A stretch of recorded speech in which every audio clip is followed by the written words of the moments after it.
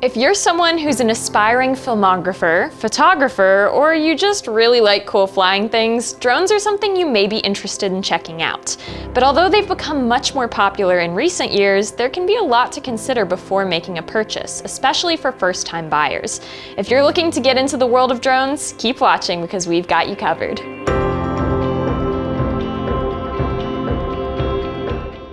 Hey guys, it's Kate with Abt, and today I'm joined by Saxon, one of our fabulous experts from Small Electronics. And as you can probably tell by the spread on our table, today we are talking everything drones.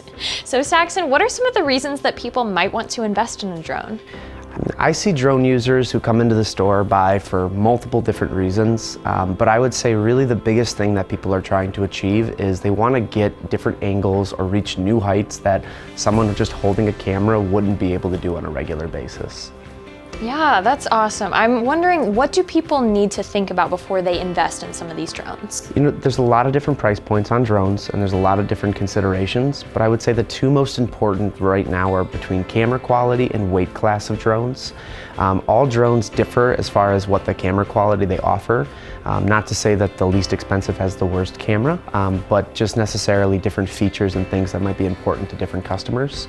And weight class kind of corresponds with that because the heavier the drone is, the more that you need to register within the government and with the FAA. Gotcha, yeah, so you touched on a little bit how these drones are pretty different. Obviously, I am looking at them, I can see some differences in sizes. What are some of the differences in price range? So drones range anywhere from $299 all the way up to about $4,000. And for those exact things we were just talking about a minute ago, that's really what drives the price. It's the camera quality, it's the sensors that are on the drone, the ability to avoid obstacles, the ability to both be FPV or just kind of straightforward drones with a camera in the front. All of those go into the cost and overall effect that the drones might have on what you're trying to do. Yeah, absolutely. So you mentioned some things like FPV, obviously some different types of drones. What are some of the different features of all of these drones? So first and foremost, the drones all act as quadcopters. They have 4 propellers on there that call them out for that reason. The 2 main types of drones you'll see on this for more consumer-based levels are going to be the FPV style drones, which will require goggles to fly. Really cool for thrill seekers and filmmakers alike. They really put you in the front seat and make you feel like a pilot. Whereas your traditional, more cine style drones are going to be for more of your filmmakers or your everyday flyers who want to kind of keep eye contact with the drone as they're going, but at the same time they're maybe more focused on the video camera quality or the FPS or the sensor size of the drones, all the stuff that drive big filmmaking and better filmmaking. Awesome. So I'm noticing we have some different kinds of accessories here. We have some controllers, we have some vision goggles.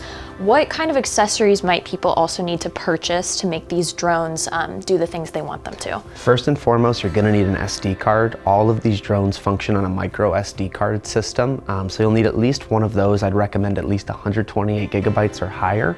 From there though, extra batteries would be the next big thing. Flight time on these range anywhere between about 30 minutes to 45 minutes on the high end, and that's not including any extreme weather or any other conditions you're flying in. So investing in a couple of those would be an awesome extra feature to get. The last thing I would say is a case of some sort. Lugging this stuff around and not keeping it protected as you're traveling is a little silly. So make sure you have a case of some sort just to keep it protected. The propellers can be fragile during transport.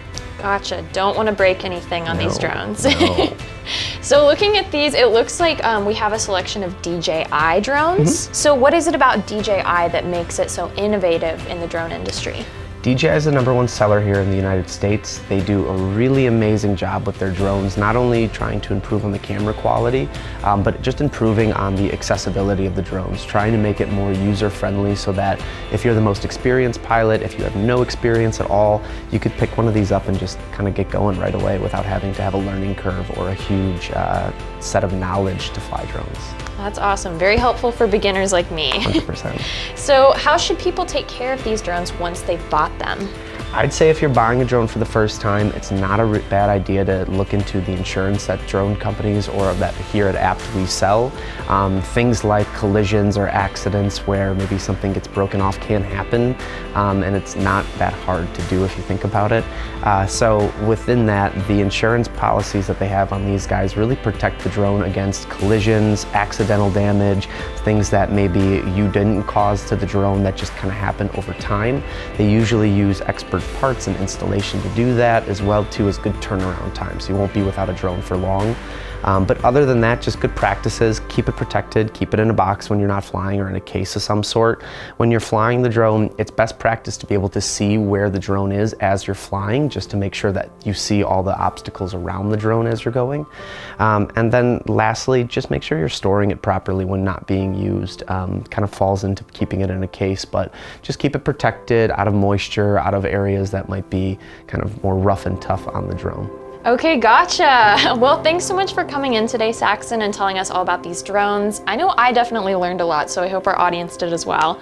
If you guys are interested in purchasing these drones, be sure to give us a call, come visit us in store, maybe speak with an expert like Saxon, or just click the link in our description. As always, thanks so much for watching, and I'll see you guys in the next one.